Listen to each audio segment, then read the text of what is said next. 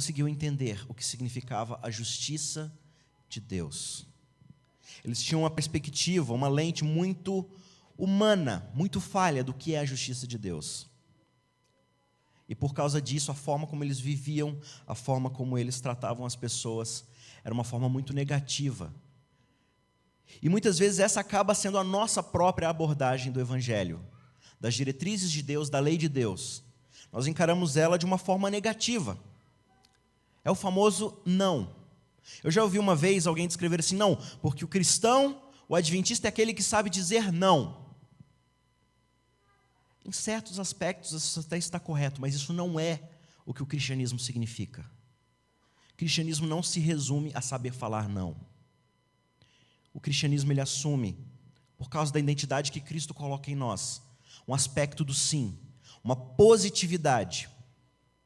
Lá em Mateus 12, 43 a 45, Jesus vai contar a história de um homem que ele limpa o seu coração, tira todo o entulho e expulsa os demônios, mas justamente porque ele estava interessado em viver essa negatividade, essa coisa do não faça, não toque, não prove, não vá, não converse com tal. Aqueles demônios voltam e encontram a casa do mesmo jeito que ele havia deixado. E eles voltam a fazer morada ali. Cristo quer ensinar que se restringir, se negar a fazer certas coisas, não é nem o início do que o amor de Deus significa, do que o Evangelho, do que o cristianismo significa. O escritor William Barclay, ele diz o seguinte: uma religião que consiste em um monte de não farás, está fadada ao fracasso.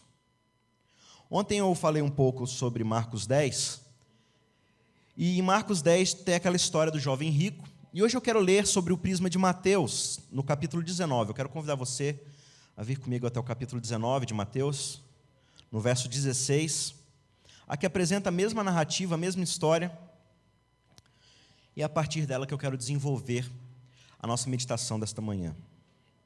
Mateus capítulo 19, verso 16 a 21.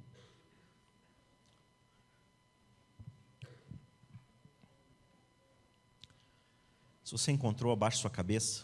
Vamos orar mais uma vez. Querido e bondoso Deus,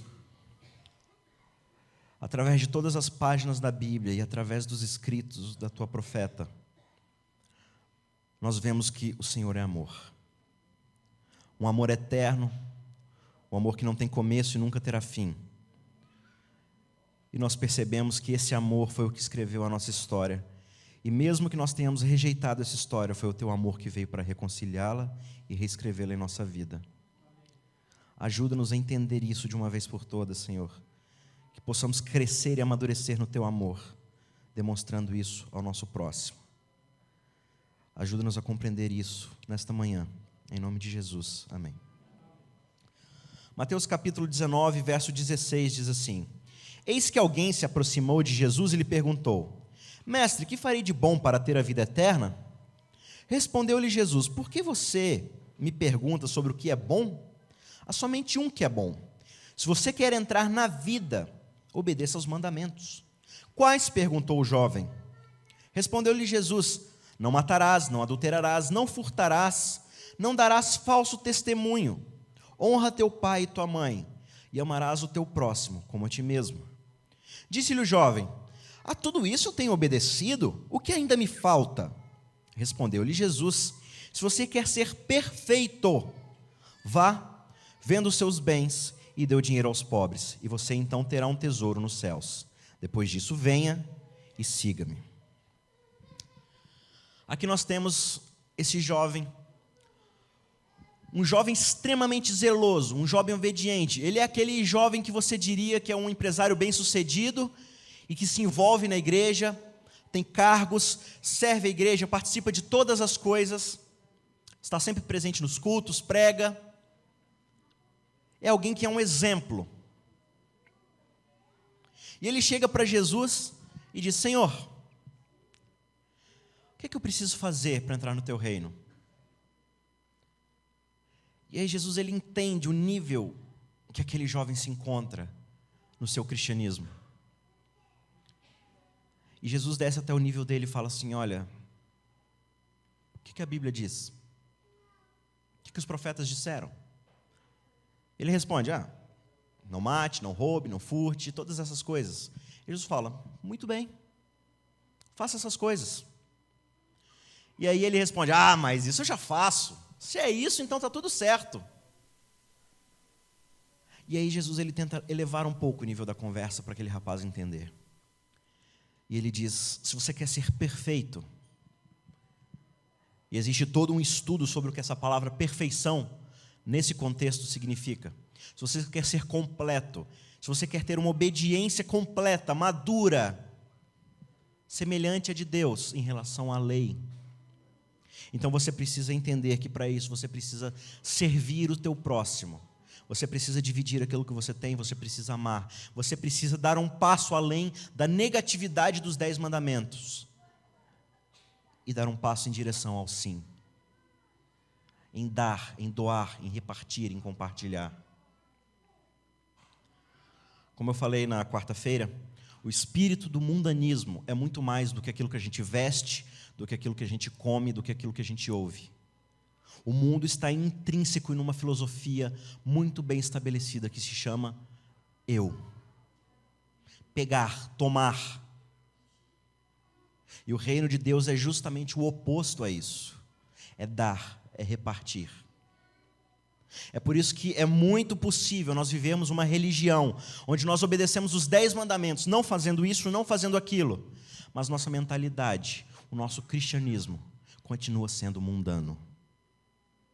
Porque nós estamos muito mais interessados numa obediência que vai me trazer recompensa e benefício. Por isso que eu fico aqui, não, eu não toco nisso, eu não converso com tal pessoa, não posso ir a tal lugar, interagir com tal pessoa, porque é pecado, então eu vou me afastando.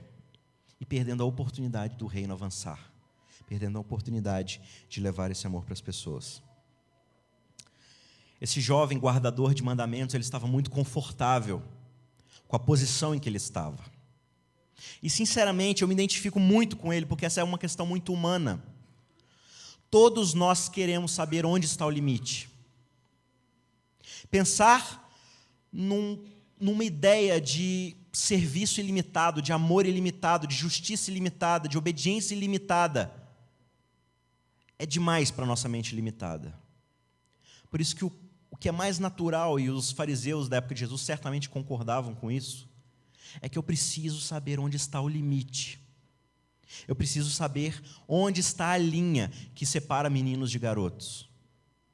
Eu preciso saber até onde eu preciso ir, porque no momento em que eu estiver lá, eu estarei satisfeito comigo mesmo, eu estarei seguro dentro da minha própria obediência. E foi certamente isso que aconteceu com Pedro, quando ele chega para Jesus, e aí ele fala assim, mestre, quantas vezes eu preciso perdoar o meu próximo? Jesus então devolve a pergunta, o que você acha? E aí Pedro, ele fala assim, 7. Mas esse não é um número aleatório. Na lógica rabínica, daqueles escribas, que estudaram demais a Bíblia e a lei, e sabiam de cor toda a Escritura, eles se deparam com um texto de Amós, onde Amós diz que Deus perdoa 3 vezes e a 4ª ele até deixa passar. Está escrito lá em Amós. Deus perdoa 3 vezes e a 4ª ele deixa passar. E aí a lógica rabínica era, ninguém é melhor do que Deus. Então, se Deus perdoa até 4 vezes, a gente perdoa 3. Você vê que tem lógica o negócio deles, né? Não era uma regra sem sentido. E aí Pedro falou assim, olha, eu já entendi que Jesus não é desses caras minimalistas que tem por aí, não. Jesus, ele gosta de extrapolar a coisa. Aí Pedro, ele duplica os 3 momentos de perdão, e ainda coloca um ali mais só para mostrar que ele é superior, que ele é generoso. Só que Jesus ele vai falar, olha, nem 7 nem 70, mas 70 vezes 7. O que multiplicando aqui dá 490, que é muita coisa. Pensa na nossa lógica limitada humana. Sábado de manhã, eu chego aqui no meu Foxzinho,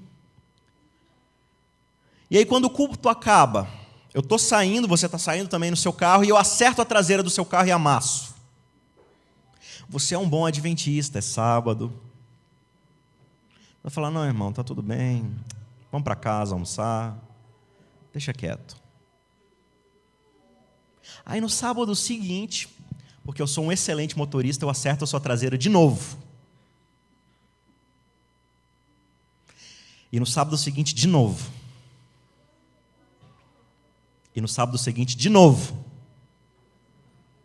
Pela quinta vez seguida, eu acerto a traseira do seu carro. Qual o problema desse cara que não sabe dirigir? Sexta semana, mais uma vez, só que dessa vez na lateral. E aí, no sétimo sábado, você estaciona atrás de mim. Aí eu vou dar ré e acerto o seu farol. Na sétima vez, você já deve estar pensando que 7 vezes é 6 vezes mais do que o suficiente para se perdoar, né? E aí Jesus fala assim, 7, bobinho. Nem 7, nem 70, mas 70 vezes 7. O que Jesus está querendo dizer é algo muito simples. Não existe limite para o quanto nós devemos nos preocupar com o próximo, para o quanto nós devemos amar. Só que esse é o nosso problema. Nós estamos confortáveis em saber qual é o limite, até onde nós precisamos ir. E é muito interessante a pergunta de Pedro, porque Pedro ele não quer saber o quanto ele deve amar o seu próximo. Não é essa a pergunta dele. A real pergunta dele é: quando eu posso deixar de amar o meu próximo? O quanto eu preciso aguentar, até onde eu preciso aceitar. O senhor vem com esse papinho aí de oferecer outra face, de andar outra milha. Tá, mas qual é o limite? Se pega minha capa, eu tenho que oferecer a túnica também. Tá, mas qual é o limite? A cueca? O que Jesus está falando para ele é muito simples. Não, Pedro, você não entendeu, não tem limite. E aí, para ilustrar isso, Jesus vai contar uma parábola muito interessante acerca de 2 servos do rei que deviam. Um deles uma soma imensa de dinheiro, 100 denários. E outro ali uns trocadinhos. Os historiadores eles concordam mais ou menos que o primeiro homem devia algo equivalente a 100 mil anos de trabalho. E o segundo, algo em torno de uns 4 ou 5 salários mínimos. E aí o rei chama aquele cara que devia muito e fala: você precisa pagar o que você deve. E o cara entra em desespero, porque além do Bill Gates e do Steve Jobs, quem é que consegue pagar 100 mil anos de salário? Eu não consigo juntar 3 meses. E aí o rei fala assim: tá bom, já que você não pode pagar, está perdoado. Ok. Sério mesmo? Não, sério, pode ir. Só que aí aquele rapaz, aquele servo, ele encontra o cara que lhe devia 3, 4 salários mínimos. E ele não consegue perdoar aquele homem. Ele exige dele o pagamento. E quando o rei descobre, o que o rei faz? Ele revoga o perdão da dívida do primeiro homem. O que Jesus tenta passar para Pedro é que todos nós fomos perdoados de uma dívida impagável. E o mínimo que se espera de nós é que possamos perdoar a dívida dos outros. E você pode ter certeza que não importa o quanto uma pessoa deva a você, ela nunca vai dever a você o mesmo que você deve a Deus. Nunca. Mas a nossa justiça limitada, ela traça a linha. E no momento em que eu atravesso a linha, no momento que eu estou em cima da linha, eu começo a olhar para os lados e perceber que tem pessoas que não estão nem perto da linha. Da linha que eu tracei, não a linha de Deus, porque Deus não tem linha. É isso que ele ensina no Sermão do Monte. Vocês acham que pecar é isso? Pecado é muito mais do que vocês estão pensando. Vocês acham que santidade é fazer isso e aquilo? Vocês não têm noção do que é santidade. Fala assim: vocês querem ser perfeitos? O limite é Deus.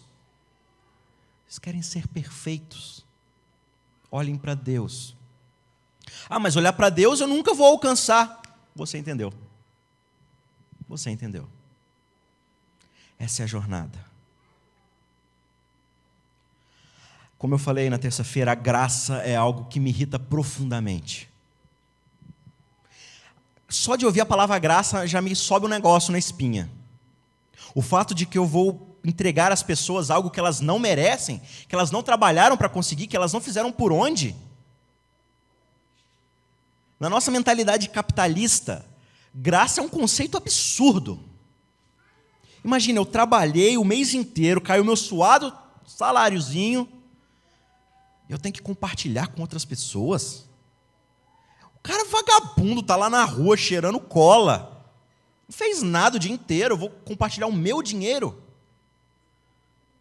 É por isso que esse entendimento de dar às pessoas o que elas não merecem é algo absurdo para nós.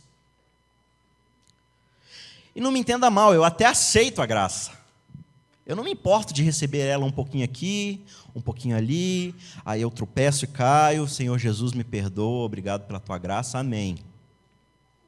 Agora, eu perdoar o cara que bateu no meu carro 7 vezes seguidas, eu não consigo nem deixar passar o cara que me fechou no sinal. E nesse sentimento, nesse entendimento de lei, nós vamos vivendo esse cristianismo negativo. Um cristianismo onde a referência não é o amor, a referência é o não. É o não faça.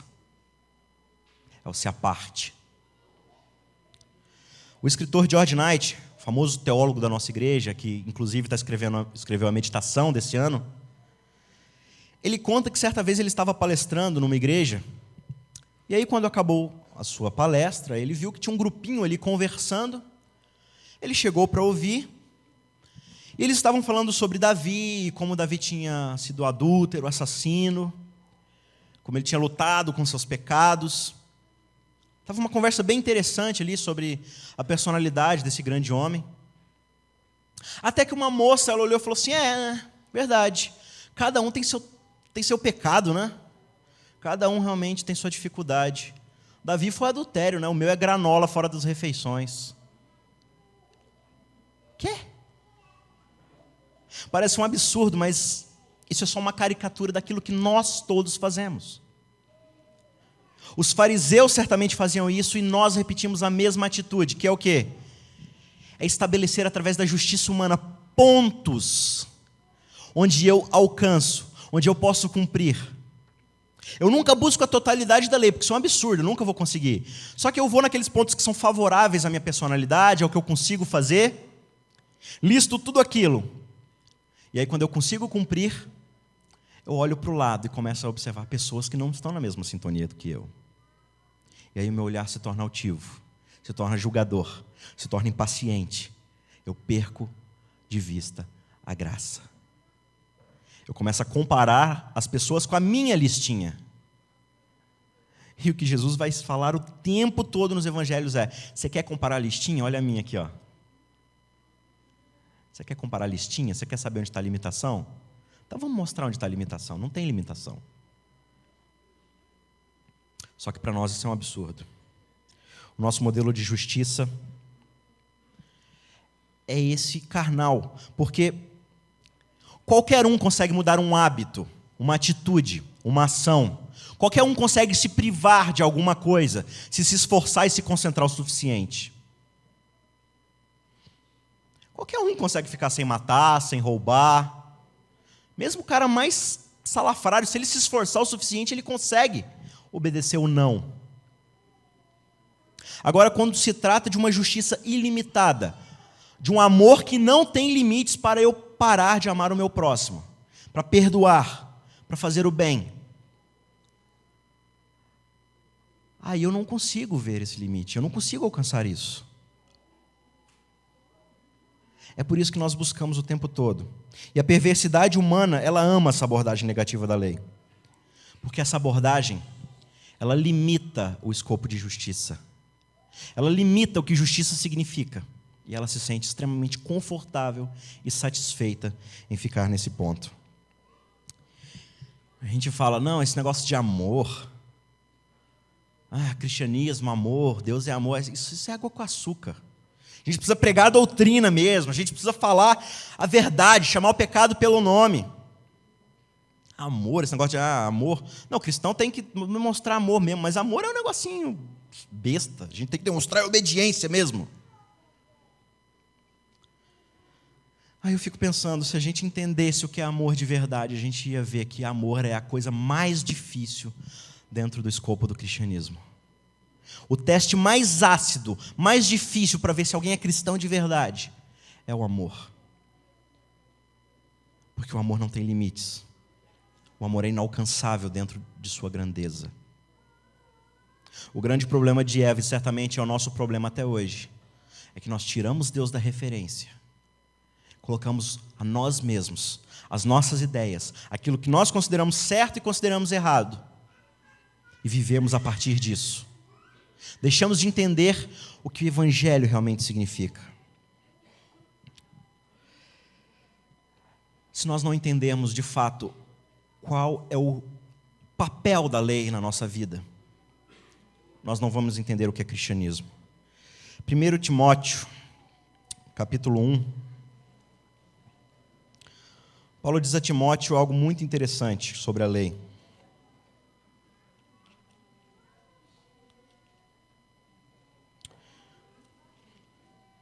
Primeiro Timóteo capítulo 1, verso 8, diz assim: sabemos que a lei é boa se alguém a usa de maneira adequada. Ou seja,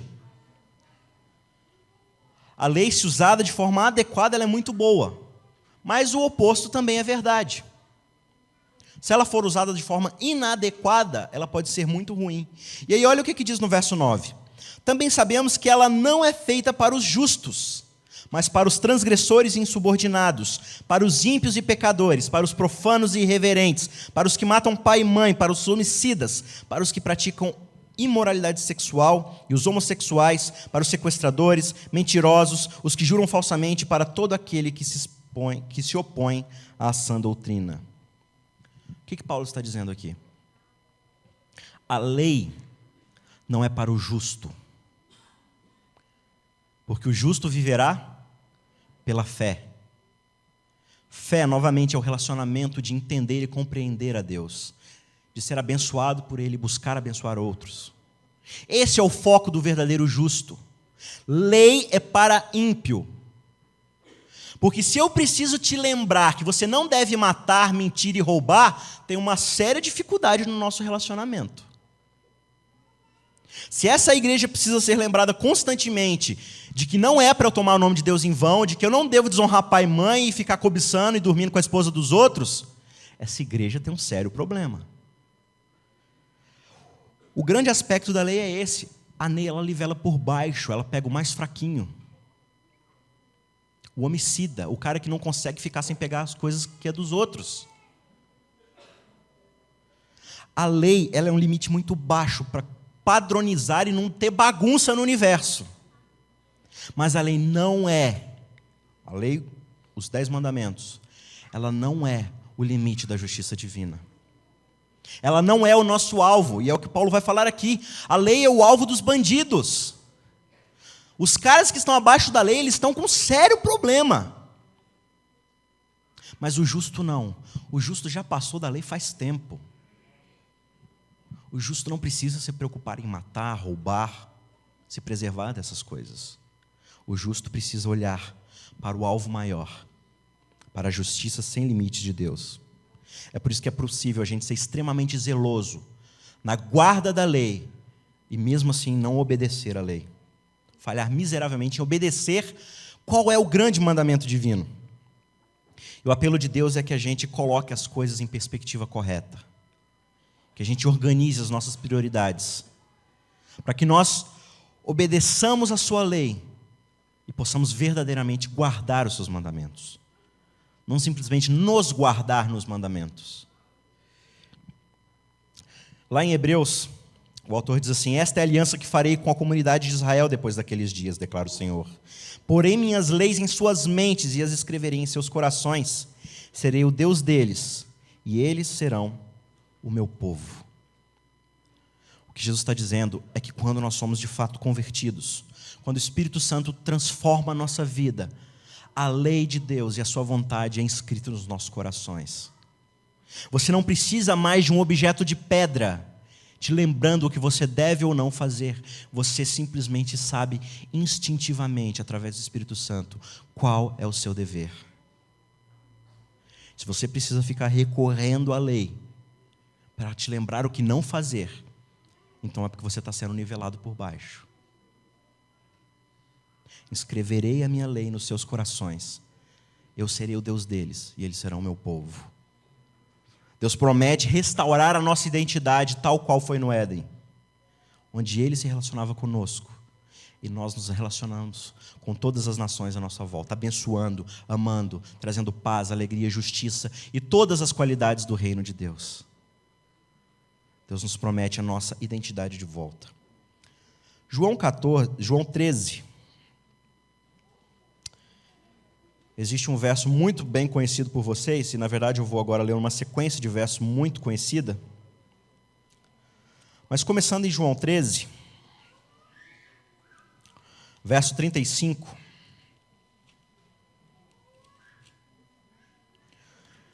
João 13, verso 35 diz assim: com isso todos saberão que vocês são meus discípulos, se fizerem o quê?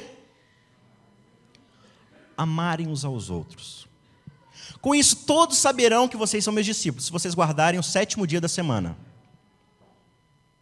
Com isso todos saberão que vocês são meus discípulos, se a carne que vocês comerem for da super bom. O teste mais ácido do cristianismo não é um dízimo, não é uma comida, não é um gosto musical. O teste mais difícil e inalcançável do cristianismo é amar um ao outro.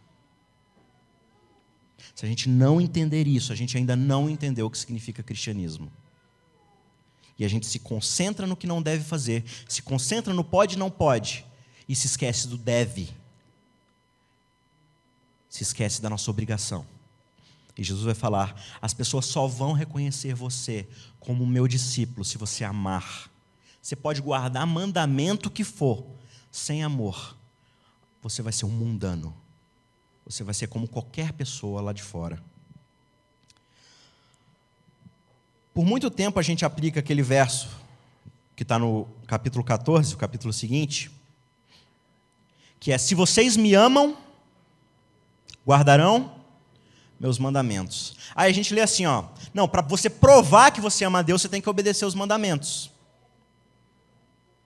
Parece que Jesus está dando um ultimato aqui, ó: se você me ama, você tem que guardar meus mandamentos. Só que essa é uma leitura equivocada. O que Jesus está dando aqui não é uma ordem, é uma constatação. Ele está falando: se vocês me amam, se o amor de vocês é real, isso vai redundar em obediência. Só que a gente desprioriza, a gente inverte a ordem. A gente quer obediência para depois receber amor. E isso a gente exige das outras pessoas. Primeiro você precisa ser fiel a mim. Primeiro você precisa ser bom comigo. Aí depois a gente conversa sobre esse negócio de amor. É assim nos nossos relacionamentos sociais, de trabalho, de casamento. Eu exijo de você algo para depois eu te amar. Jesus está falando aqui: não. A obediência vai vir, mas primeiro você precisa me amar. E amar exige relacionamento, exige diálogo, exige entrega, exige abnegação. Para a gente entender um pouco mais profundamente o que esse verso quer dizer, a gente precisa entender todo o contexto de João 13, 14 e 15, que está girando no mesmo assunto. Como eu já falei lá em João 13... se vocês, todos saberão que vocês são meus discípulos, se amarem uns aos outros. No verso anterior, no verso 34, Jesus começa falando assim, ó: um novo mandamento lhes dou, amem-se uns aos outros, como eu vos amei. Vocês devem amar-se uns aos outros. A coisa começa com um novo mandamento. Não novo no sentido de que é algo completamente inédito, mas é uma nova perspectiva em cima da lei. E aí Jesus ele resume: amor a Deus, amor ao próximo. Esse é o grande resumo da lei. Só que agora eu quero dar um novo mandamento, eu quero elevar o padrão. Observem a minha vida.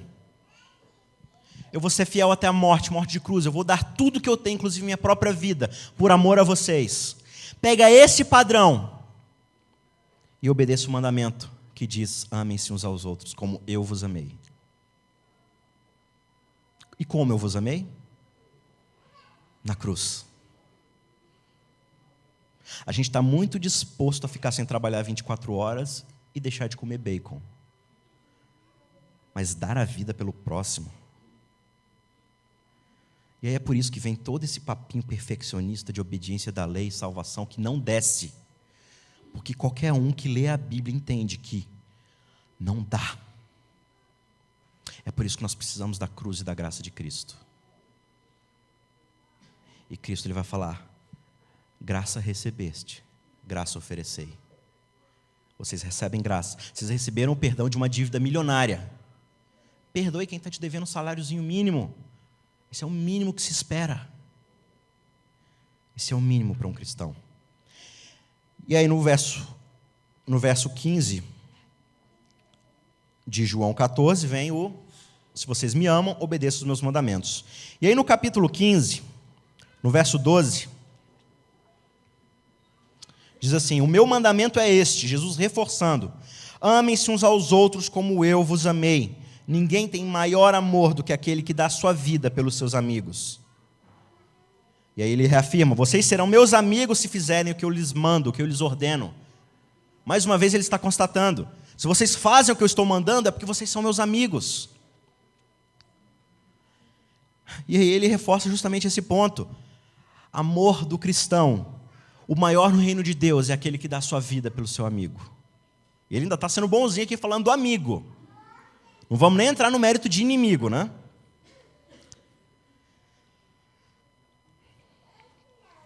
Tudo isso nos ajuda a entender o capítulo 14. Se vocês me amam, se vocês são meus amigos, farão o que eu peço. E o que eu peço é que vocês amem uns aos outros. Este é o meu novo mandamento. Amem-se uns aos outros como vocês amam a vocês mesmos. Assim vocês demonstrarão que também me amam. E o mundo saberá a verdade. Eles saberão que vocês me representam. E se eu amo o meu próximo, se eu amo de verdade o meu próximo, eu não quero pegar as coisas dele. Pelo contrário, quando ele precisar, eu vou dar as minhas. Se eu amo o meu próximo, eu não minto para ele. Pelo contrário, eu quero mostrar a verdade para que ele possa entender o problema que ele está vivendo, enxergar um pouco mais a luz no fim do túnel. Se eu amo o meu próximo, eu quero oferecer para ele a bênção que é parar 24 horas para descansar, para se regenerar, para depender totalmente de Deus. Se eu amo o meu próximo, a lei é fichinha. Se de fato eu amo a Deus e amo o meu próximo, 10 mandamentos é o de menos. É o que Jesus está falando. Os 10 mandamentos vai acontecer. Porque a gente está num outro padrão agora. A gente está num padrão onde a minha vontade está impressa no coração de vocês. A gente está num padrão onde a minha identidade está sendo refletida através da imagem de vocês. No Éden nós fomos criados à imagem de um Deus que ama. E na cruz Jesus restaura em nós a imagem de um Cristo que ama. É à luz da cruz, como eu disse ontem, que nós vemos a nossa real identidade. Relacionamento, amor, compromisso, compartilhar, dar, doar. E eu quero encerrar, como eu falei, lendo o Grande Conflito, para a gente, por fim, encerrar essa série sobre identidade, reforçando mais uma vez a identidade de Deus. O Grande Conflito, ele mostra, como o próprio título diz, essa guerra entre o bem e o mal. E o último capítulo ele encerra a grande batalha, dizendo assim: o grande conflito terminou.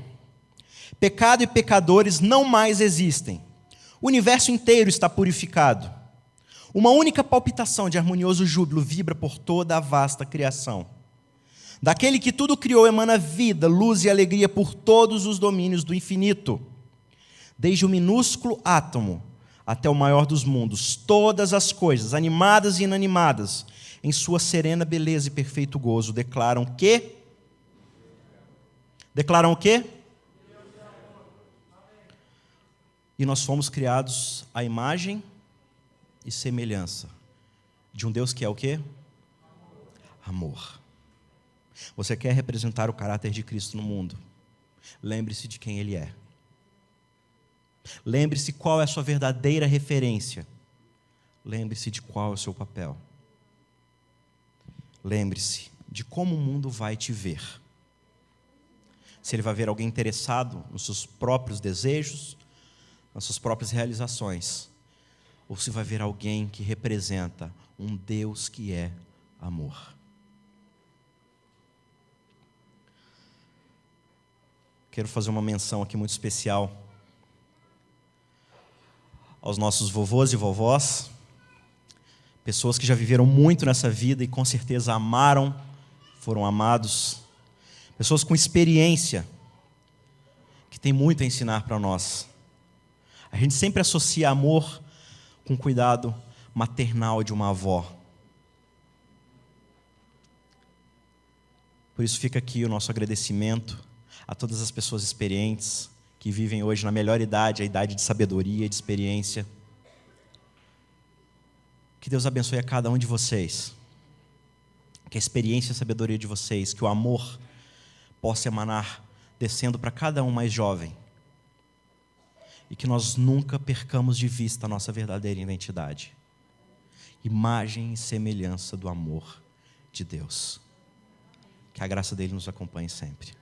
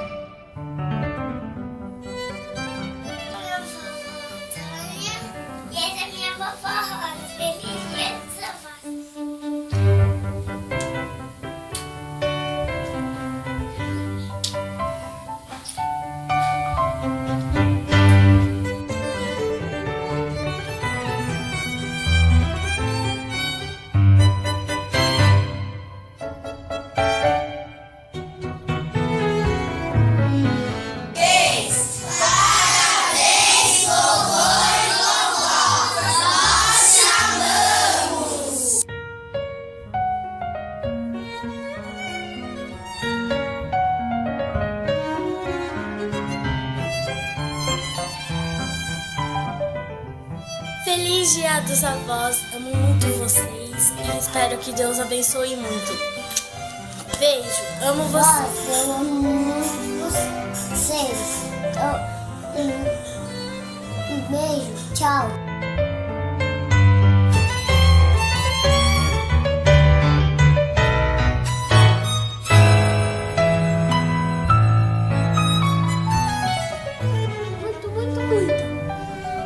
Parabéns para todas as avós e vós do mundo.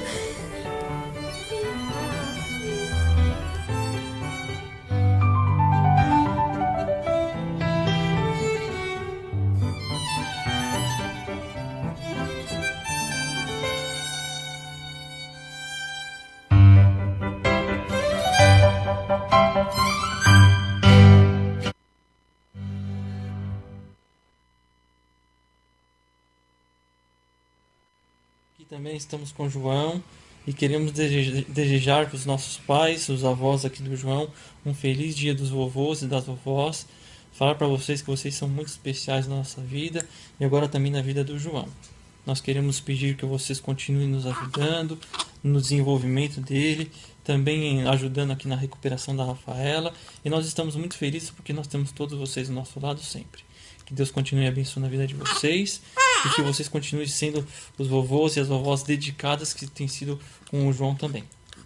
E o João quer dizer que ele ama muito a vovó Bernadette, a vovó Nilza, o vovô Enoque e o vovô Roberto. E se preparem que eu vou aprontar muito na casa de vocês.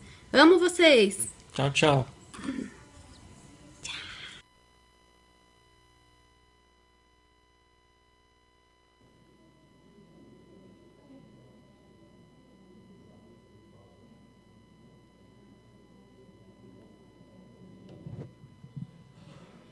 Bom dia. Nós gostaríamos de agradecer a você que está nos visitando nessa manhã e você que está nos assistindo pela internet também. Nós temos 92 máquinas conectadas, podem ser 92 famílias, divididas em 16 cidades aqui no Brasil. Nós temos 2 máquinas lá na Nigéria, uma na Itália, 3 nos Estados Unidos e uma na Inglaterra. Que Deus seja louvado. Obrigado pela audiência, que Deus possa abençoá-los também. Nós gostaríamos de convidá-los agora a se colocarem em pé para terminarmos este culto.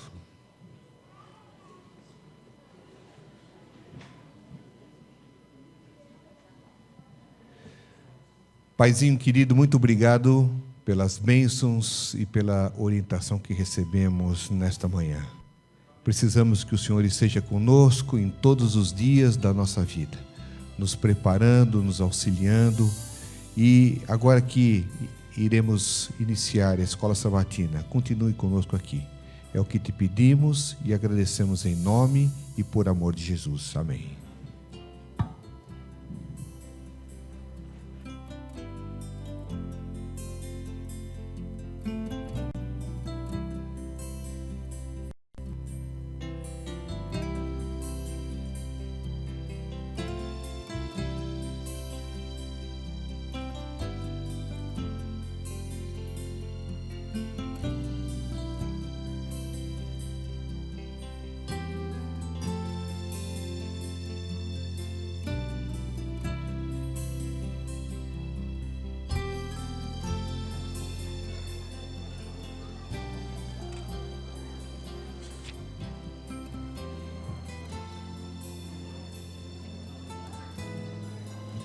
Nós vamos iniciar a nossa escola sabatina no